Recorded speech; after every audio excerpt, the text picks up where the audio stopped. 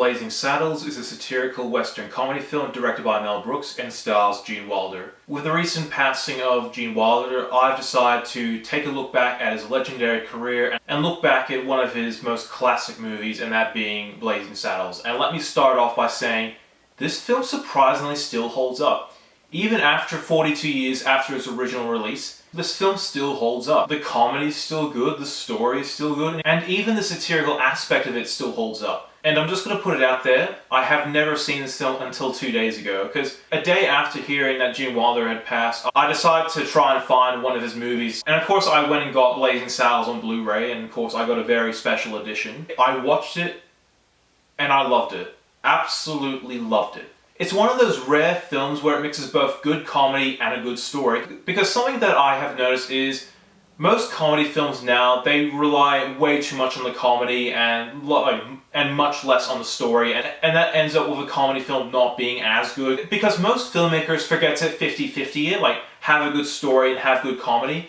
And like most films now, they focus way too much on the comedy. And even if a film puts in too much comedy, the comedy usually isn't that good. It feels overstuffed and it just feels like it's been pushed in there. And the story is just, who cares? But in my opinion, Blazing Saddles is one of those rare films where it tells a compelling story and has good comedy to boot. So basically, this film pulls off a double act. Now I'll talk a little bit about the film. The characters are great.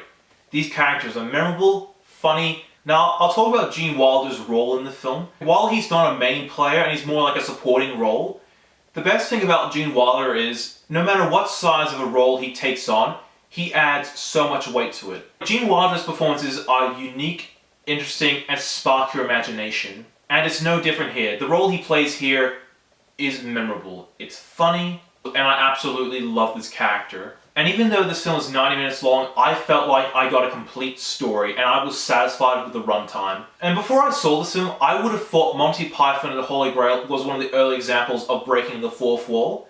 But this film came out a year before that, and now I can say that this is the earliest film that I have seen that broke the fourth wall. Now I want to talk about what scenes this film satirized, and these satirizations were absolutely smack down funny as hell. This film satirizes the Western genre. Like, for anyone who's ever seen an old Western, a lot of old Western films ends with the character riding on a horse into the sunset. Here in this film, it has the characters riding off in the sunset on the horses, they stop, get off the horses, and get into a car. That was clever. And in fact, a lot of the stuff this film satirizes is very clever, and it's still surprisingly holds up. And there are also a lot of visual jokes that are hands down absolutely funny. Overall, I would absolutely recommend seeing this classic, not only to pay respects to the genius that was Gene Wilder, but just this film I was really taken aback by, because I thought this film wouldn't have held up, and I thought I was not going to laugh at all in this film. Because a film I had never seen before until a few weeks ago, Caddyshack, I thought I would have loved that film, laughed my ass off. I didn't. It was dated, boring, and not fun at all. And going into Blazing Saddles, I thought I wasn't going to laugh at all. I did, and holy hell was this funny. Still holds up, love this film, mixes in both a good story and good comedy to boot. And I have to praise Mel Brooks, because Mel Brooks is a comedic genius. And Gene Wilder gives a weighty and memorable performance. In fact, I liked this screenplay. It was actually well written for a comedy film. I decided to put this film in my top movies list of all time.